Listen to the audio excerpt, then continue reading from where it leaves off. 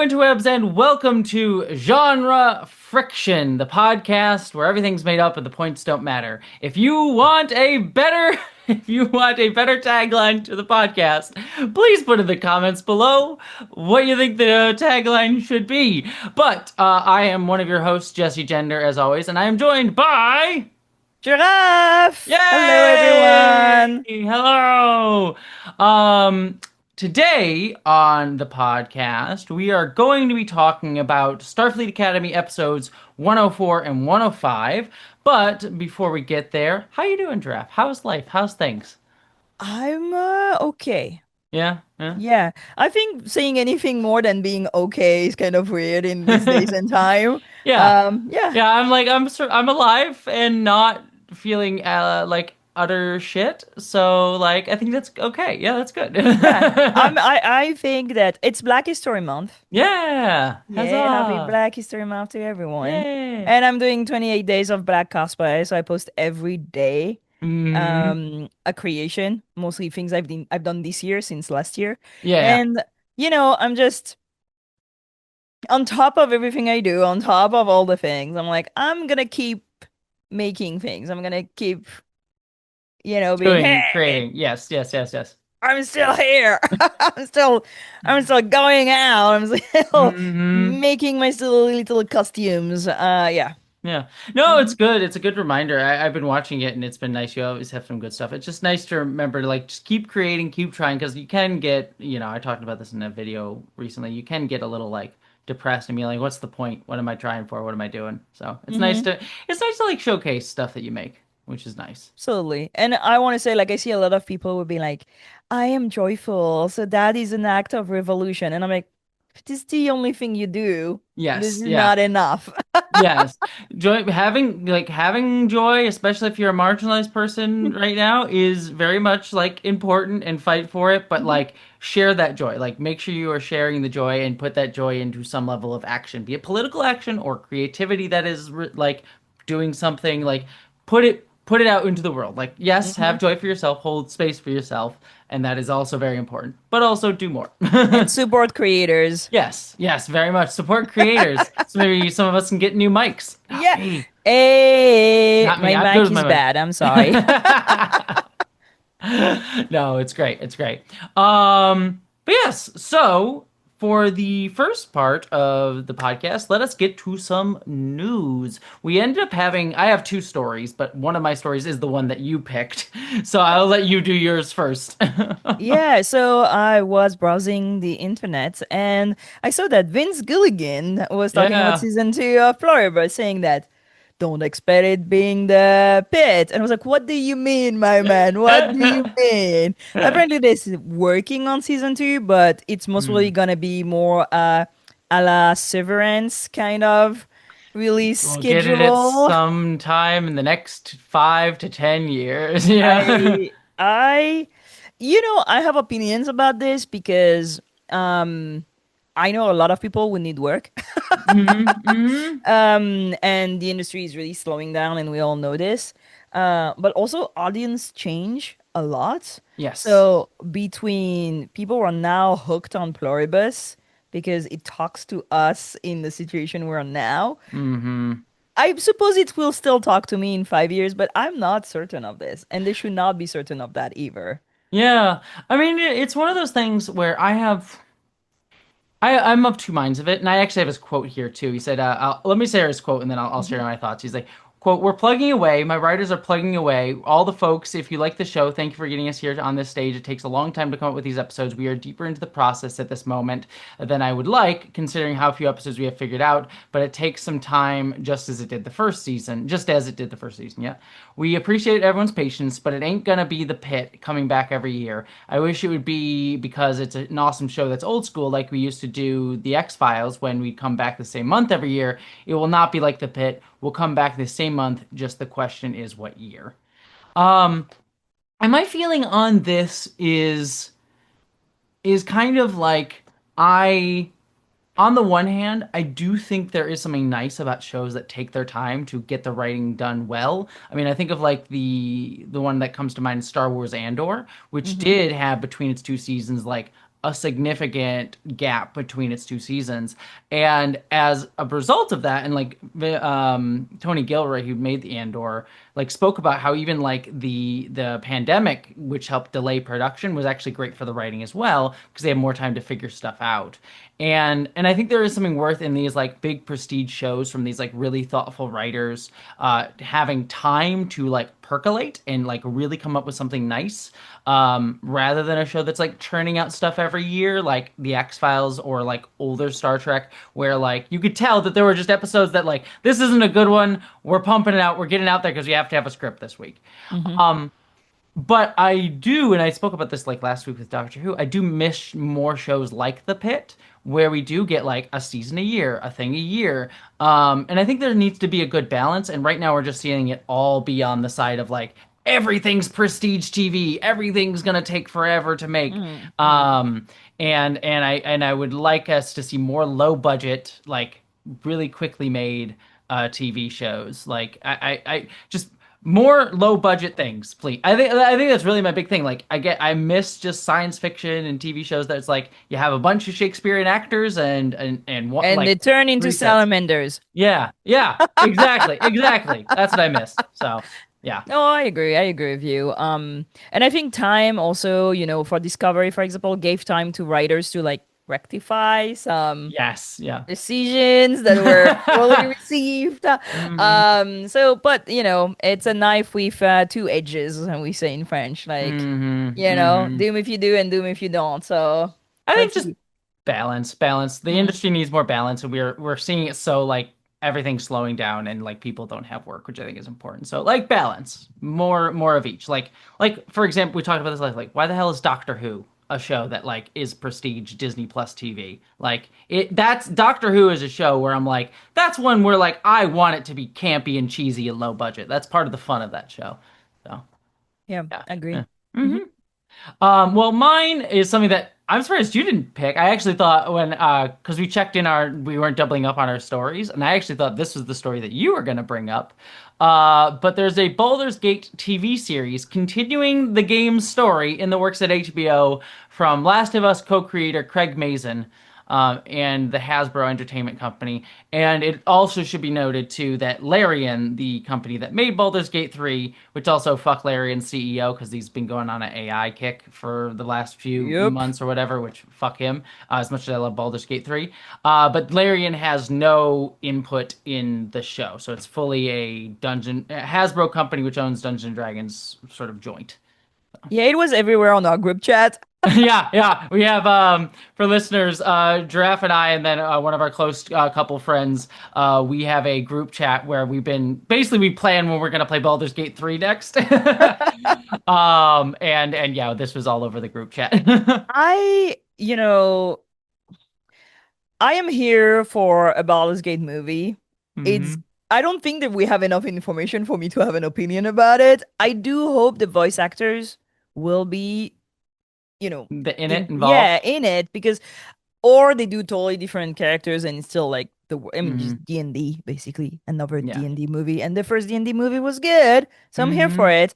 But I think that it is one of those things where now the voice actors cannot be separated from their Their roles. character. Yeah, Yeah. yeah. Niall Newborn is a Starian, you know. Yeah. Yeah. If there's somebody else than him, I'd be like, No. Timu Astarion, go away. I do not know you. Who We is have a that Starian. man? We have a Starian at home. Yeah. My I'm interested in this, especially because I did really love the recent Dungeons and Dragons movie. Mhm. Though the creators of that are not involved, they're actually writing the next Star The Trek next Star movie, Trek, yeah. which is ironic. Um, but I think I have mixed feelings on Craig Mazin running it. He's the Last of Us co-creator alongside Mm. Neil Druckmann. Because did you watch The Last of Us season two? With you, that is what I've seen. Yeah, yeah. So 2 episodes. Okay, yeah. I know exactly why you stopped. Yeah, Yeah. yeah. I mean, I like Craig Mason as a writer. Like Chernobyl is Mm. phenomenal. Like one of the Agreed. best shows ever Yes. made. Yeah, so I think he has a lot of skill. And like I did enjoy Last of Us season one, and I do like some of his like writing impulses. But then I look at Last of Us season two, and there was just so many bad decisions kind of made in that season. Even adapting a story that is controversial already for the choice they made. Like even within the ways they chose to adapt an already controversial story, I had many problems with it. Um, and so I have mixed feelings on him continuing to do adaptations of games. Now that being said, it's a continuation of the story, so like he'll be less beholden to like some like retellings of the same original story. So that Hmm. provides some interesting avenues. So I'm hopeful about this show, but we'll see where it ultimately goes. Well, I also like hope they involve because I they involve the actors because for example like the Mm-hmm. character of Astarion has been developed not only with the Mm-hmm. writers but also Yeah, yeah. with Neil Newbon who like worked a lot on no spoilers if you've not played Baldur's Gate I don't know what to tell you. But I feel the success of that game is that well, it's really fun, it's really cool, but it's also so deep when it Mm-hmm, comes to mm-hmm. character arcs. So I think it's more difficult to adapt this than to adapt The Last Yeah. of Us, just because of the span of the stories. And also, we're talking it was like if it's after Baldur's Gate, which ending are they gonna choose? Yeah. They've been doing so. I don't know if you watched Fallout, but Fallout's interesting because this I watched it. without spoiling for anyone who hasn't seen season two.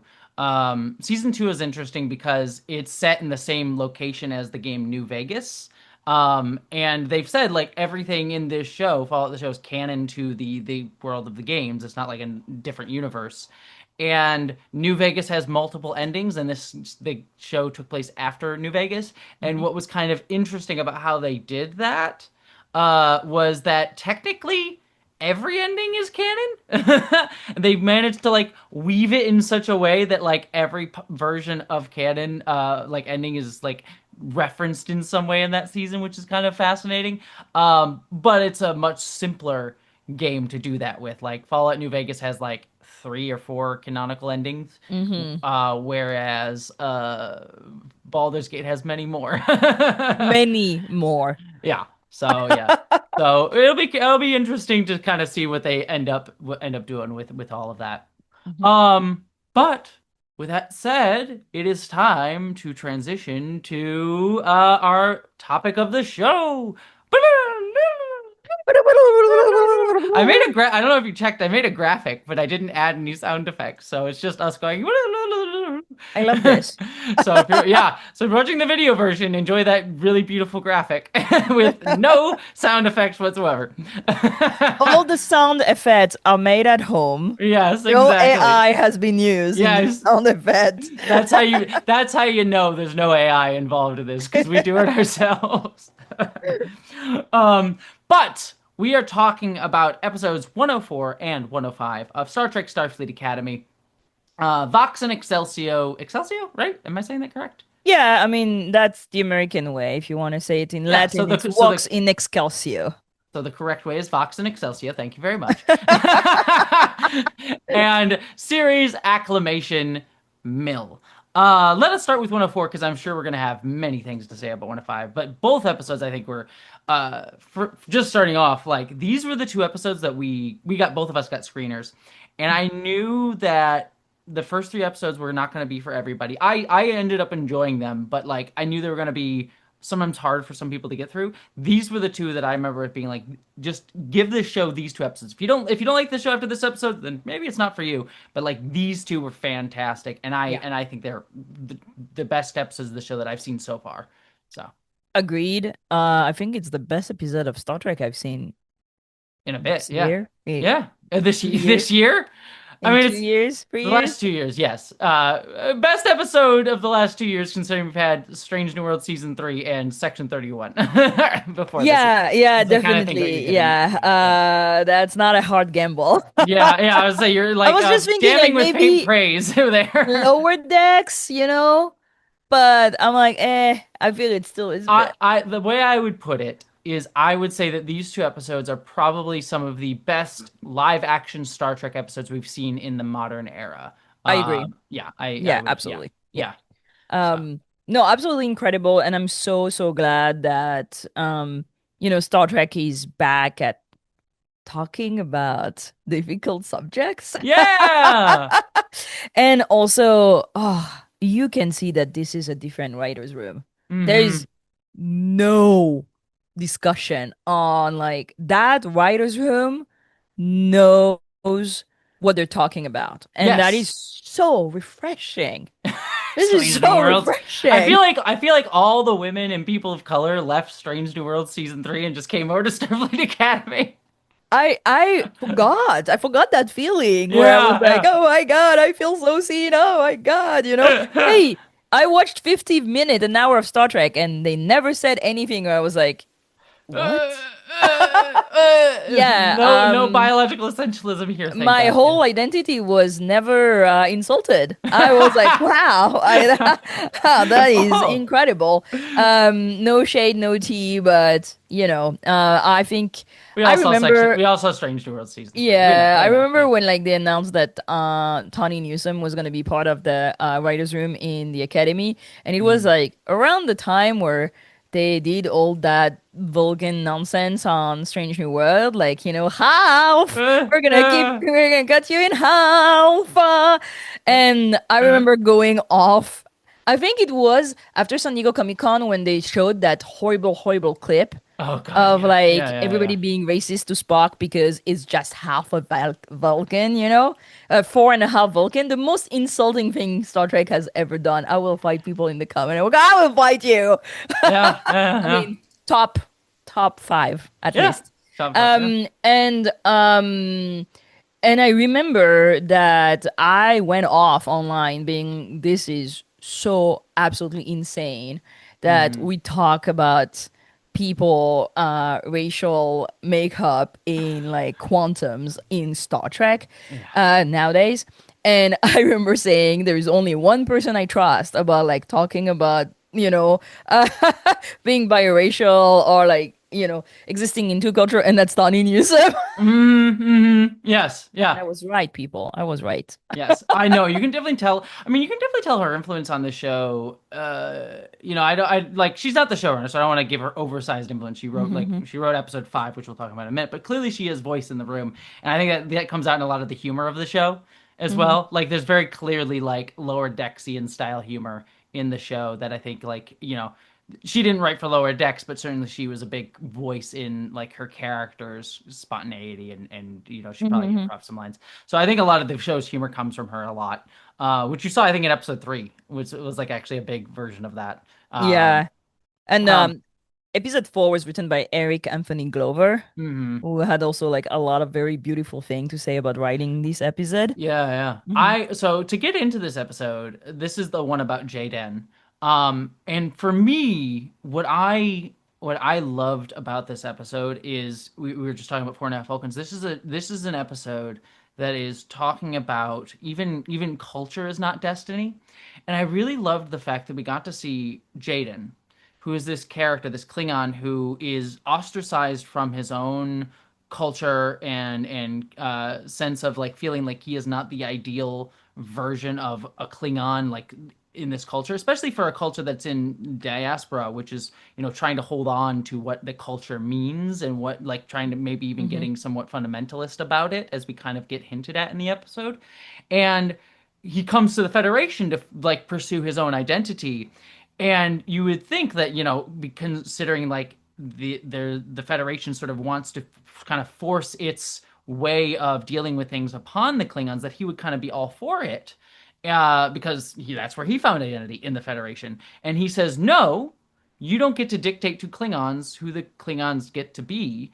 And I loved, he has a line, and I'm going to be paraphrasing because I don't remember word for word, but he says something in the debate section where he says the Federation would lose a part of itself if it told the Klingons how to be. Because the Federation is a society that ostensibly is building itself on infinite diversity, infinite combinations, celebrating culture and difference and diversity.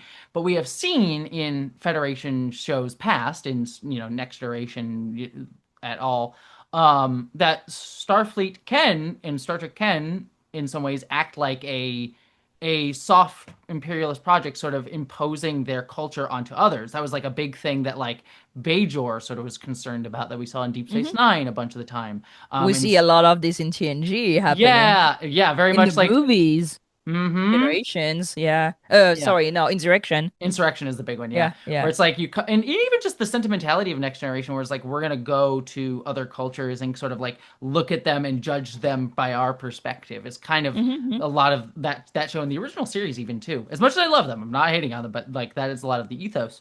And here we're having this new younger character sort of presenting like, no, the Federation cannot do that. It needs to respect cultures and diversity and difference.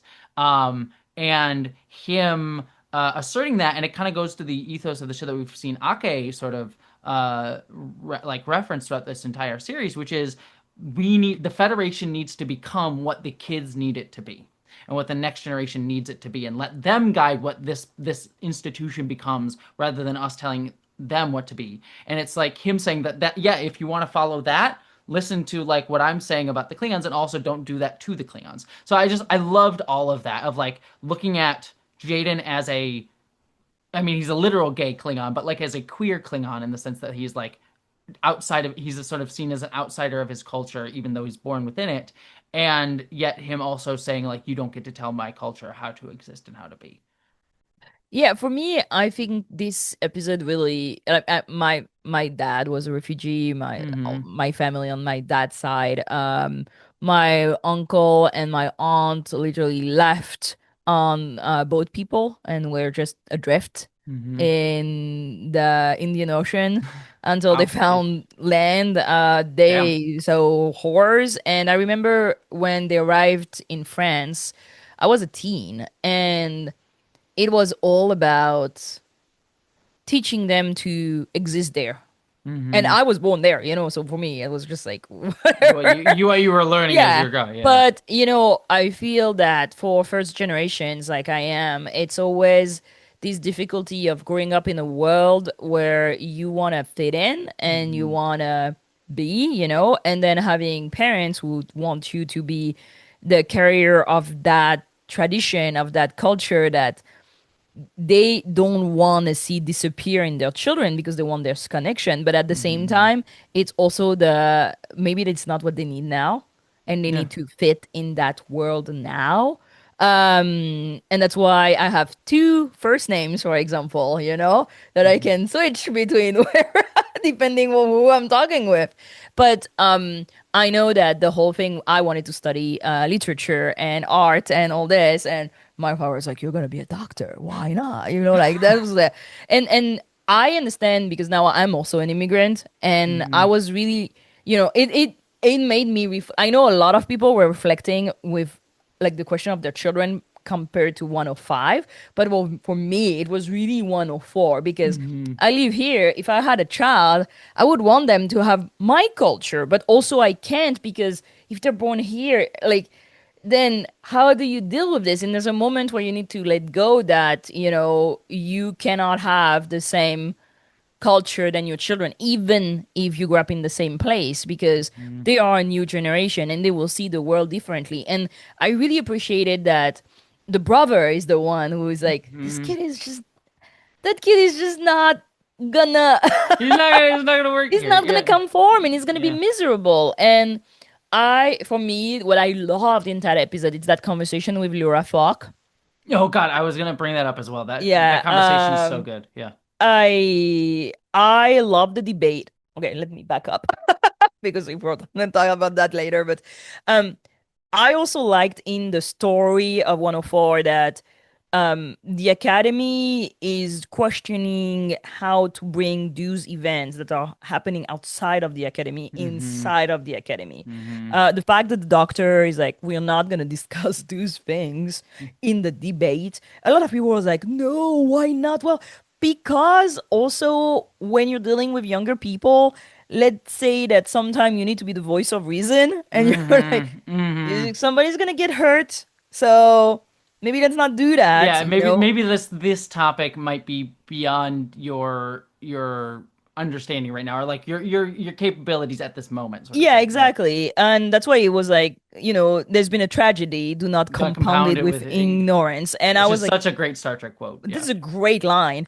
And then for sure, they can't do great. They do their best. Um, but I really appreciated that it is a question that is debated in the academy. That the teacher's like, I don't know, maybe yes, but this way, but not this way, because that's exactly what we would do. Um, and so I really like that everything in this episode is done in a way that had no shortcut in how Hmm. it's presented, how it's discussed, how it happens. But yeah, Laura Falk, like that was I mean, you'll speak to this more than I can, but I really loved in that sequence that like she comes in and says like I was your Klingon elder, and just again just because of the stark comparison to 4.5 Vulcans, where it's like she is fully a Klingon in every way that matters, even though she's biracial. And I thought that that was just really nice to see, especially in comparison to fucking 4.5 Vulcans. So, she never uses the word health. mm-hmm, And and yeah, and Samin 105, um mm-hmm. she always says she is Klingon and Jem Hadar. Jem'Hadar. Mm-hmm. And I like the fact that she is silent most of the episode. Mm-hmm. Because I think I've said that before, but you don't choose to be a mentor. Mm-hmm. The mentee chooses you. Mm-hmm. So usually she's always present. She's here every single time that Jaden is going through something. She's just waiting, right? Until she sees that kid just breaking down, and then she's like, okay, I need to step in. Like he may have lost his parents, he has lost his culture, there's like so much emotion, so much difficulty to deal with everything that happened to him. And this moment when she's like, I didn't come because I was afraid of fucking up. And I was like, yes. But I like the fact that she's just present. And when he tells when he tells her his story, English, she doesn't judge. She just gives him the key to Understand it. understanding her Mm-hmm. parents. Mm-hmm. And it is so important if anybody who watches this as children or young ones. It is so important to have other adults around you that are not your parents, because Mm-hmm. your parents have one vision of life. I mean, that how they go through life, but Mm-hmm. helping you know who you are is just being in contact with so many different adults who will show you different ways of being and different ways of interpreting what's going on around you and understanding your own parents. And that's why teachers are important. That's why uncle and aunts and like podcaster. I don't know. Yeah, it reminds me of like what was fascinating is there was a teacher when I was growing up, Mr. Bryant, if you happen to be listening. He was my English teacher, and he was the teacher that I always looked up to. Like I would hang out in his room all day. He'd talk about Lost and TV shows. He encouraged me to be a writer and so many things. And I remember like I was considering becoming a teacher because my career paths that I was considering when I was going into college was, oh, do I want to go to film school or do I want to become an English teacher like him? Because I had actually been inspired a lot by him.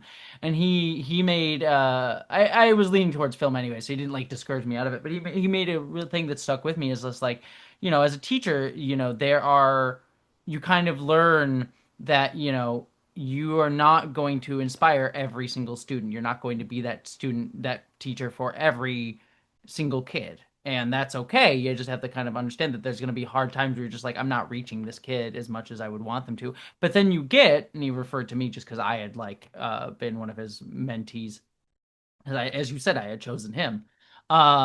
He's like, you'll get students like you who are like, they will be like, oh, they're the reason that you did this, and they're the reason that you went into this.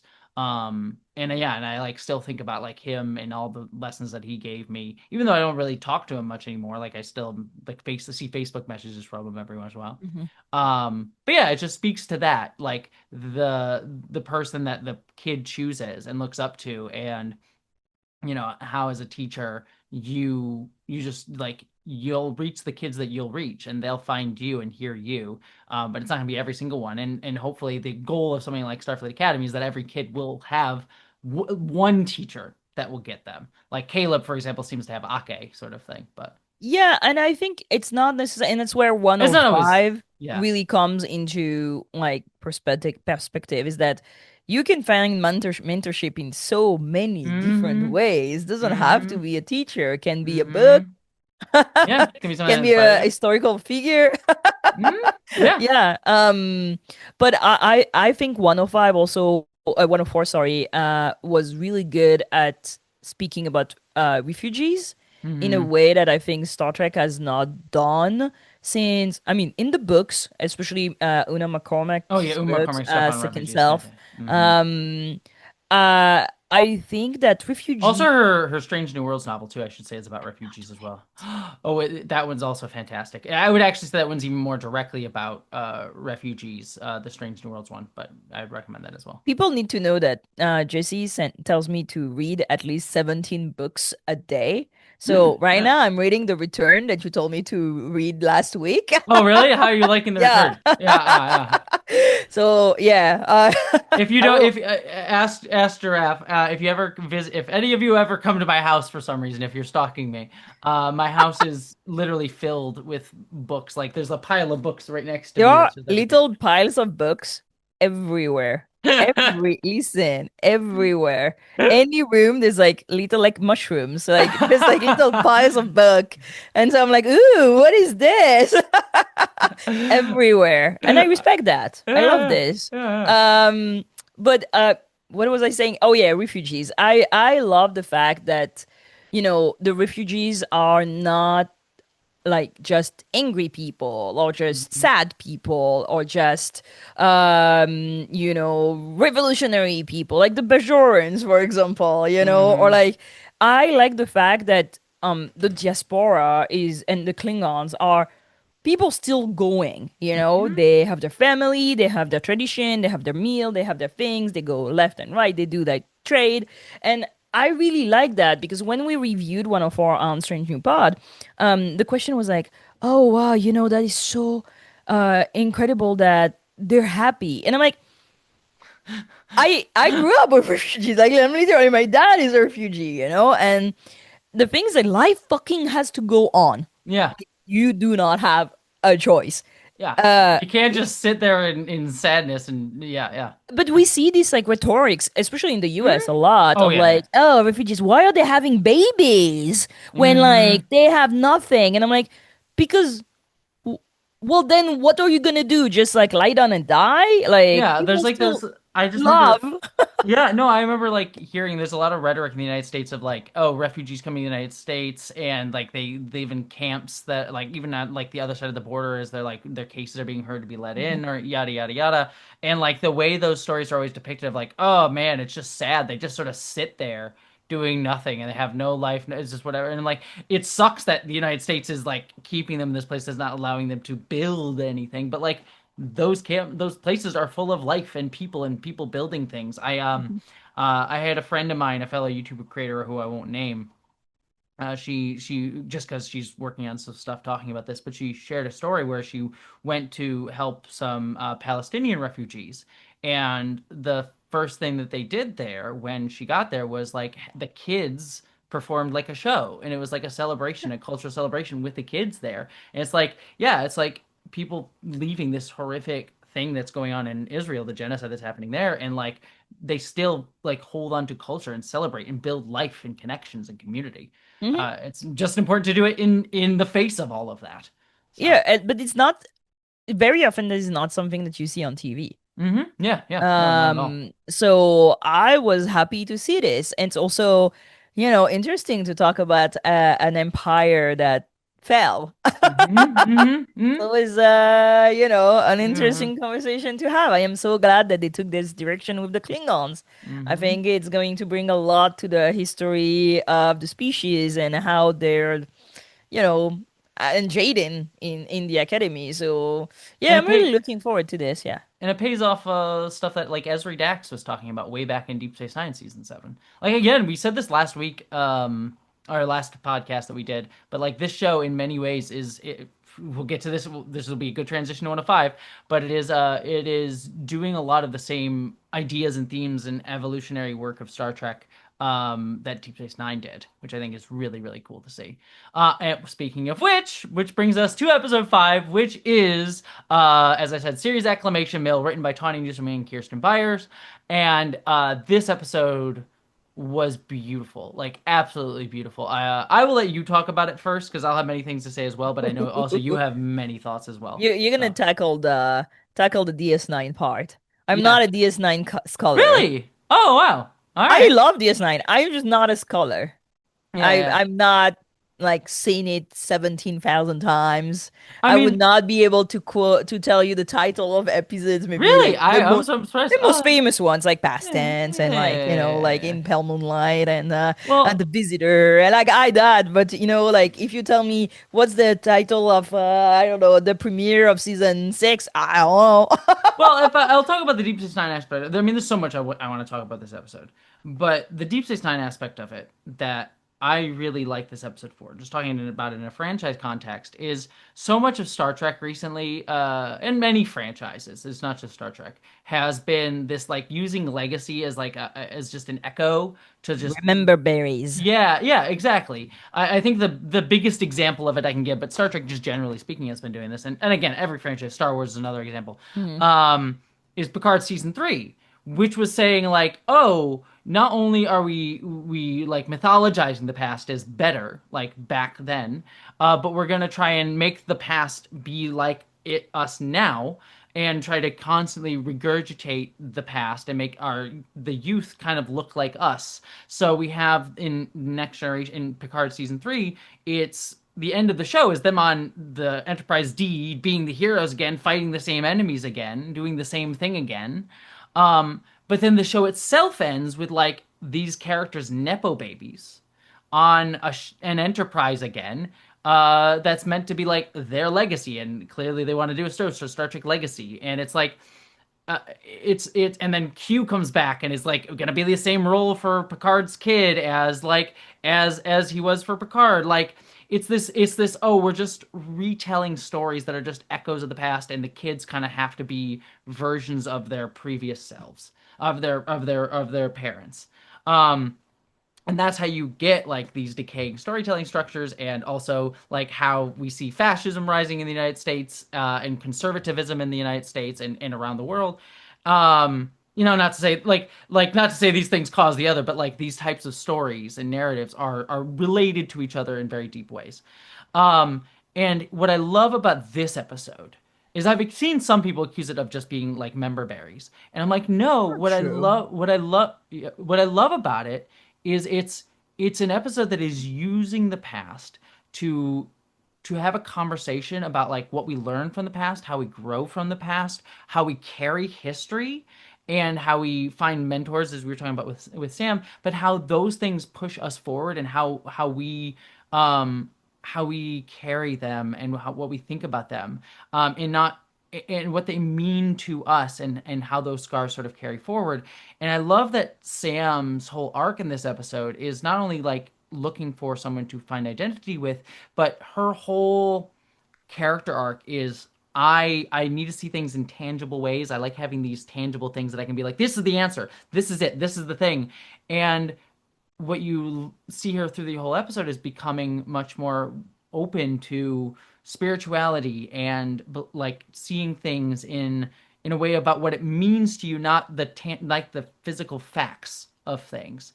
And and I love that the whole episode is recontextualized as her praying to Cisco, and the scene, even when she gets to see Jake, we don't really get an explanation for what that is. If it's just in her imagination, is it something else, whatever.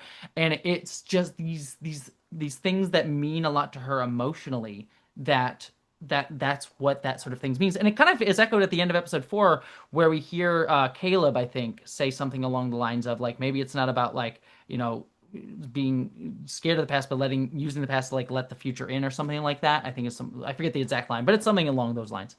And so I love the way that it sort of evokes the history of Deep Space Nine as a piece of franchise history Hmm. to talk about how we hold past within communities.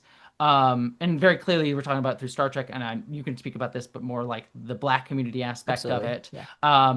And the other thing too, I'll just briefly mention. I forgot where I was gonna go. There was something else. Oh, the other person I would mention, Jake Sisko.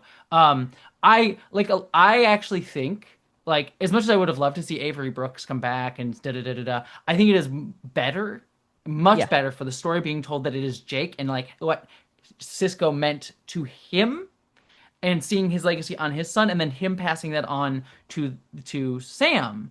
And I think that that is such a good evolution of that idea and kind of reflects all the themes of the episode. And Sirach Lofton is so beautifully portraying the character.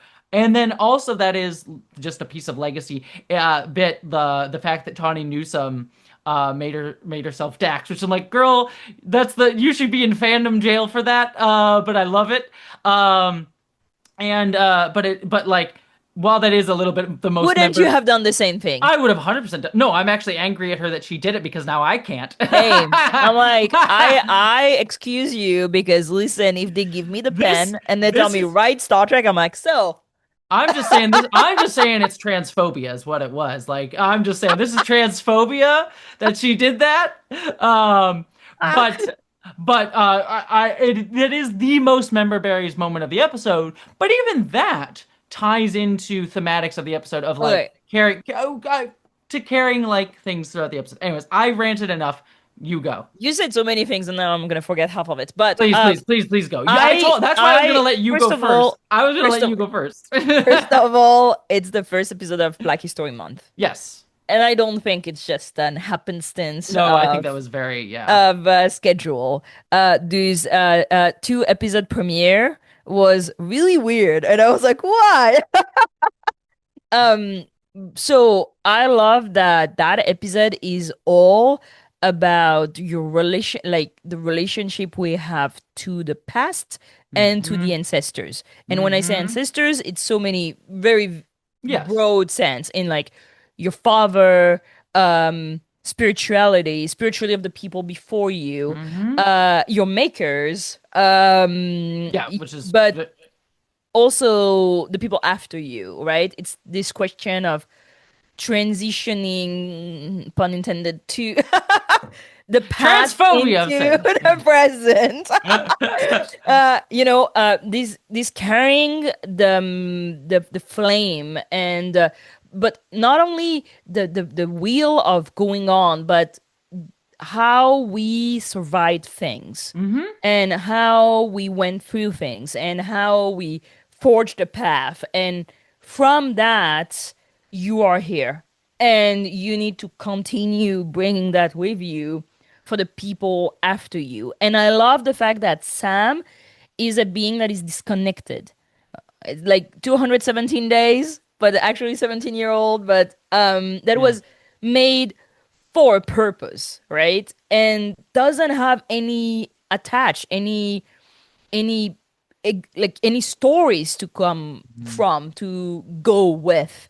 And I love this because this is so true for so many people. When you lose your past and when you're unable to know where you're from and what the people before you did, I mean, it's a weapon that is used all the time, to I made a video last year called Violence of the Archive about this idea about how like systems of power, colonialism, fascism, whatever, try to erase the archive of the past so we don't feel connected to anything and so we just homogenize into the larger whole. It's a weapon of that. So, and anyways. it's a great it's a great I'm not even going to call it a metaphor because it's exactly what happened to the American population in the Mm-hmm. US. Like Yes, you, yeah.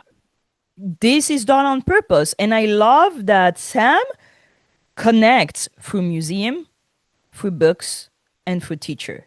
Mm-hmm. And from that, she finds spirituality and she finds connection, she finds meaning, and she finds tool to be able to e- exist in her life on her own decision with her on her own term. And I feel that was so beautifully done. And I have to say, everybody's speaking about Tanya Newsom, but Kirsten Beyer Hmm. is an incredible writer of this kind of stories. We've seen it with The Light of Callus, Hmm. the comic book, which is the same thing. It's the story of a Star Trek, Klingon. I mean, Star Trek Con is about that. and and Star Trek Yeah. Con, yeah. Like what happens when you exist out of a system and you don't know how to make your place and exist and be you and support others and guide others because she is an emissary, right, Sam? It's not only about guiding herself, she has to guide a full lot of people. And that pressure is so huge for a 17-year-old. And we see a lot of young people that, have this pressure, like taking care of siblings or community or being, I don't know, I was the sole black girl in the school, Like, how do you still exist as you are? How do you forge your identity? And that whole thing about identity comes from choices and choices come Hmm. from what you love was so it really made me think. I was like, huh, is it, this is how I should go through life, and No, yeah. is it how I'm going through life? um I feel that the whole parallel that we can also draw with Far Amongst the Stars is Hmm. also very beautiful, very meaningful because Benny Russell, right? The Dreamer and Yeah, the Dream. Yeah, yeah. yeah, the dream, yeah, and also like Nalake tells Sam that you need to dream for the all of us. You need to dream bigger than us, And there's this thing that you can have the dream, then you can step, Into it. towards it. You have Yeah, to, yeah, it's, towards, like I always say, like I'm never gonna be Uhura, yeah, but I can make sure to take every single step to be towards that. this direction for the next generation to be able to do more steps towards this this goal, right? I'm writing, sorry to be a little, Self promotion. self promotion. I'm working on a video right now that is about this exact idea about how, um, I'm talking about it in revolutionary politics, how America and Hollywood and our stories are ones that sort of recuperate resistance and anti-authoritarianisms to ultimately reset the status quo and Hmm. tell stories about like, oh, fighting revolution, fighting authoritarianism, or like fighting for a revolution is always about resetting liberal democracy and the same powers of it. Um, I have opinions about this. Oh yeah, believe me, it's a long video that is about that, and the video ends on being like, all right, so how do we tell other stories that envision other ways of being? And just one of the lines that you just said that like sort of resonated with something that I said here. If I'm trying to see if I can find the quote right here. Every dominant ideology sells its own unreachable paradise, promising it will exist forever. Stories can never be change itself, but they shape what we believe change looks like and the futures we learn to desire. That's why art is so often controlled and sanitized by institutions built on exploitation, capitalism, colonialism, and empire. Um, yeah, so like and I thought I had a different line in there, but there's like something about how stories sort of like shape how we move in the world. And stories shape how like the types of worlds that we try to rehearse between each other.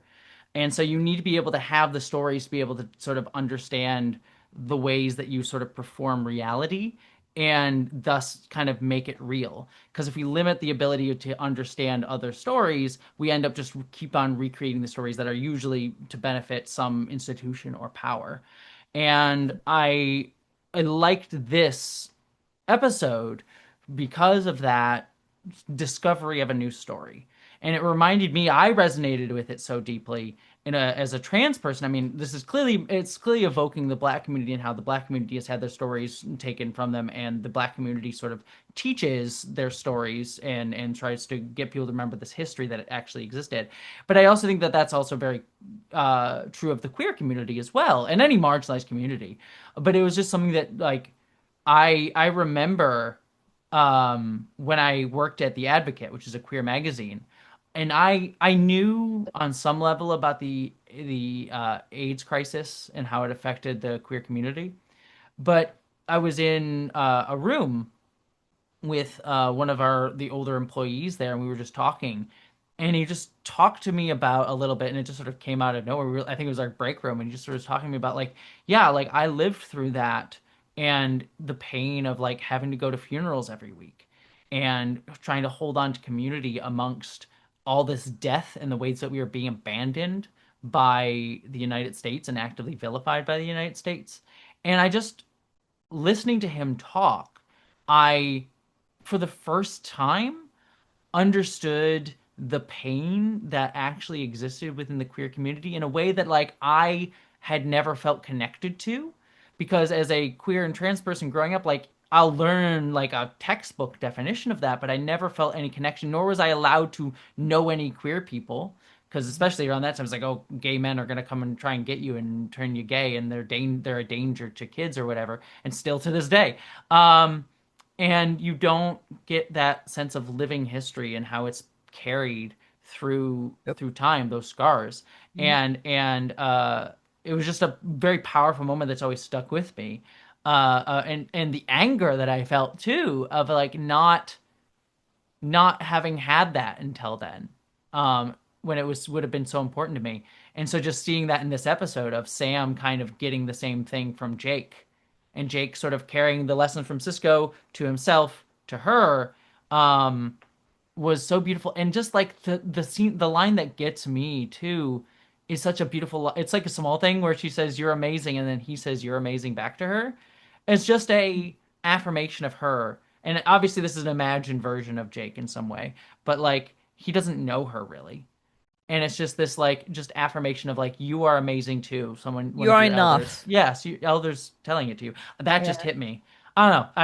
It was a very beautiful episode for all of those things. Yeah, I think I think also that, it is interesting to talk about it with different people because again, I think this there's a lot of Trekkies that are stopping at the remember berries. Mm-hmm. Mm-hmm. Mm-hmm. Because I think that DS9 has been so instrumental to a lot of people. Mm-hmm. And so they see DS9 in this. Again, say I'm gonna say that again. I am not a DS9 scholar. Like I just that's my favorite, so I'm I shocked. don't say I don't like it.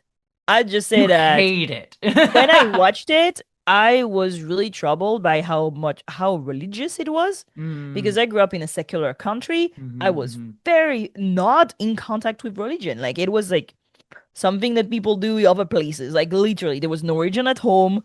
We did Christmas, but like more Yeah. not religious at It's all. very Like secular. Yeah, I've yeah. never been in a church. I mean, just to visit, like architecturally, but and so the constant question of like being a prophet and a mystery and the Bajoran and the I remember watching that episode with the space pope, the guy Yeah. in the school, and I was so baffled by it, being like, what? Like I grew up in schools where there was no religion. Mm-hmm. Like we'd learn religion as a subject of history, you know? And so DS9 was weird to me because I could not understand this. I could not relate to it. It was not speaking to me.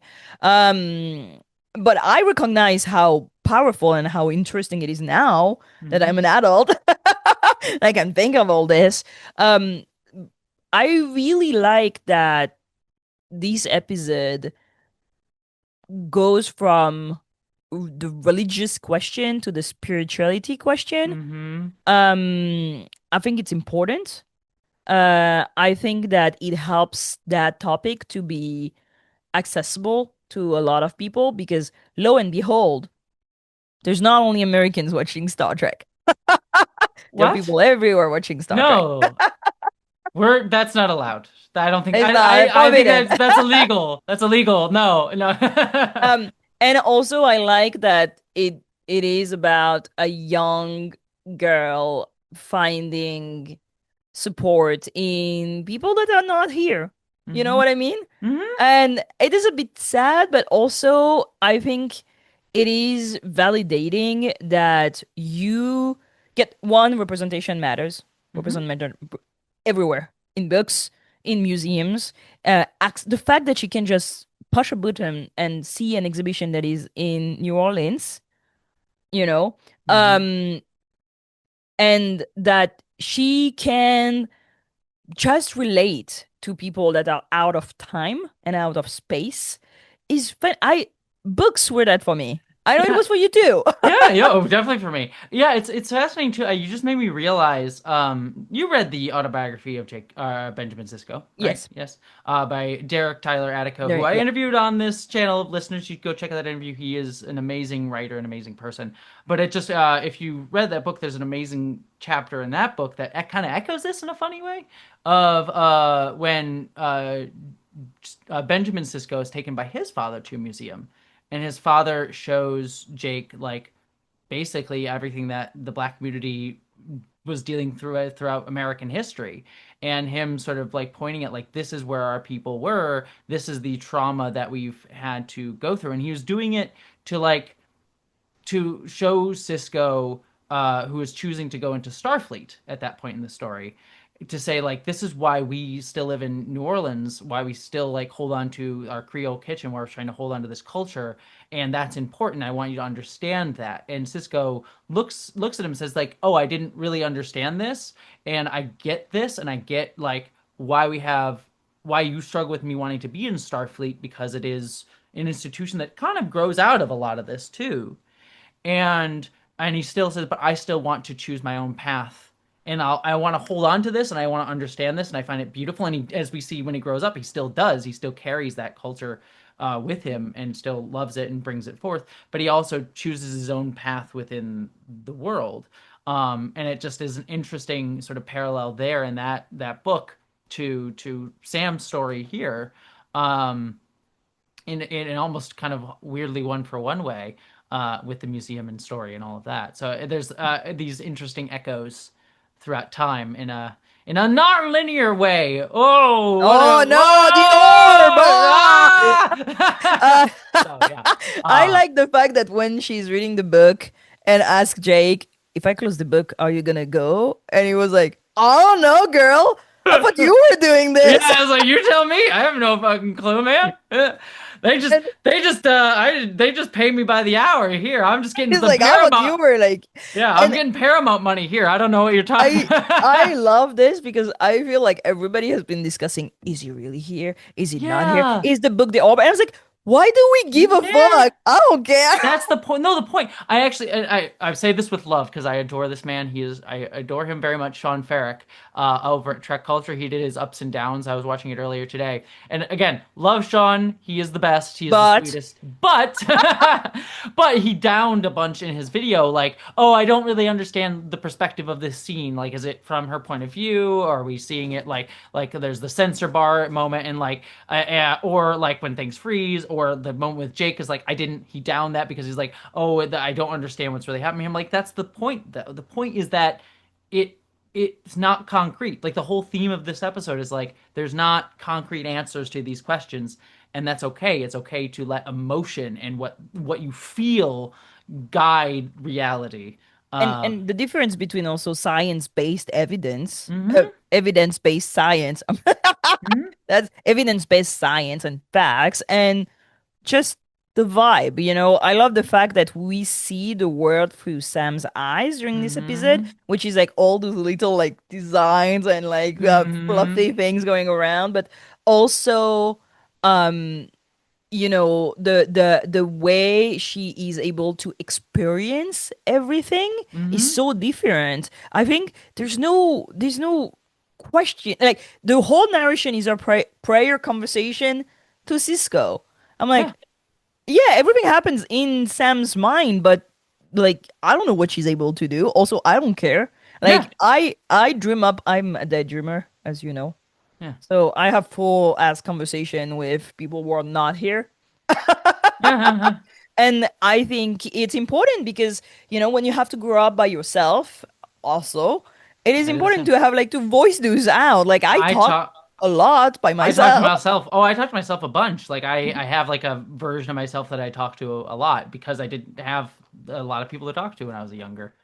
Yeah, and it's you were just talking about like science-based things versus spirituality, and I we tend to, a lot of some a lot of people tend to sort of think like, oh, there's the spiritual and there's the rational. There's these they're very separate things. Like science and emotion are very different things. But again, what I love Deep Space Nine for, and I also love Star Trek for, is it talks about like science and emotion as two sides of the same coin, going all the way back to Kirk and Spock Mhm. and Spock himself. And you look at like physics and everything, you look at the theory of relativity. Time is relative. Like every version of time is relative to the person that is perceiving it and experiencing it. Based on how fast we're moving, where we are in time, like the way light hits our eyes. It's e- Reality everything. actually reacts to us looking at Yes, it. yes, exactly. So like everything, like all of these things are influenced by who we are, and we influence the universe and is relative to how we say the universe. And not to say that there aren't things that we need to discover about the world and there aren't truths to understand. But understanding that those truths are always filtered through our own unique perspective and who we are. It's Which not is about understanding, it's about becoming. infinite diversity, infinite combinations. We're all just a prism of some larger truth of humanity. So I know it's an episode that I'm gonna rewatch in 10 years and I'm gonna see something else in it. And I think that's yes. the real power of I'm gonna say a literary script. It's Yeah. not like just, it's not a story only. It's really something that speak of the human condition and also of what it is to be a person. hmm And I know that I watch it now in a way, and I will go back to this episode every Every every so 5 years. often, Yeah. and it will still be relevant, and it will still make me cry because fuck, I cried a lot watching that hmm episode, Oh God, I cried and during Jake's I funeral. will also take something else from it through my life that I hope will be long. Yeah. Yeah. So yeah. Well, with that said, shout out to everyone involved in making that episode. It was beautiful. Speaking of everybody involved in this episode, I am going to be moderating Tawny Newsome AMA this Sunday at 1 p.m. Pacific time. hmm The link is on her social, and I think on her social on your channel. I'll Yes, put I it. should. Yeah, I'll put it on my socials too. It's gonna be a one-time thing. Come, ask your question. If you're nice to me, I'll choose you. Yes, it should be really, really fun. Yeah, Ask a very interesting question and I'll choose it.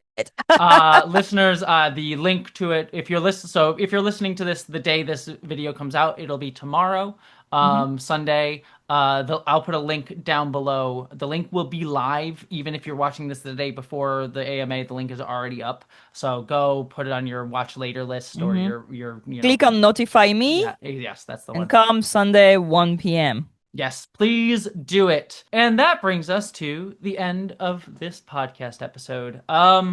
Which means we have to do our last segment, which is I still need a name for it, but promoting something that we want people to read, listen to, watch, some piece of art in the world that you would recommend people check out. So, Giraffe, what is yours? Wonder Man. Oh yeah, that was so good. It was very, very probably Marvel's best TV show, or at least one I of. think so Yeah, too. it's up there. I need to rewatch it because I'm just like still processing a lot of things that happens in this hmm hmm show. Wonder Man on Disney Plus. Yes. Yes. One I will recommend. This is me being just a book nerd because I'm reading it right now. But I am reading Practicing Social Ecology, which is yeah, I've read some of the stuff about it, but it's basically describing anarchism and direct action in a way that's like like if you are ever curious about anarchist theory, this is a very digestible way to understand it, so you don't have to have like a doctorate thesis in like Marxist theology or whatever to like understand. It's a very good book for that. I've read some of those books and they're dense. This is just such a great like beginner's guide to understanding it. So I just wanted to recommend it to people because I've just been reading it and being like, yes, okay, like this is stuff Is that this I've for read. when we start our commune? Yes, very much so. But it's just a good entry point for those things. And like I said, I've read stuff beyond it, but it's nice to like have a to like re-up your mind and remember stuff and like learn again. And I think it's just a good place for many people to start if they haven't started that sort of thing. So I highly recommend that book. With that said, anything else you want to promote, Giraffe, or anything that you are doing, your socials, all that jazz, We're where to follow you? reviewing Starfleet Academy every week on Strange New Pod, every Thursday, 6:30 p.m. Pacific time. Convention season is starting very soon. Yeah, yeah. Oh boy. Oh, I'm also posting I already talked about that, but if you can come and check out my socials, I'm posting a cosplay a day for 28 days of black cosplay. I know that Christina Ariel also is doing so. There's a lot of black cosplayer. Go support black creatives, please.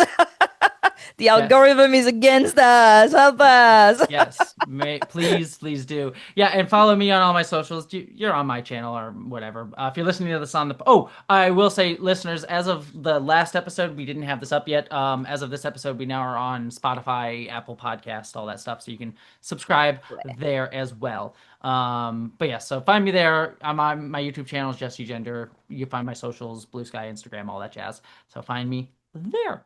All right. With all that said, everyone, I hope you all live long and prosper.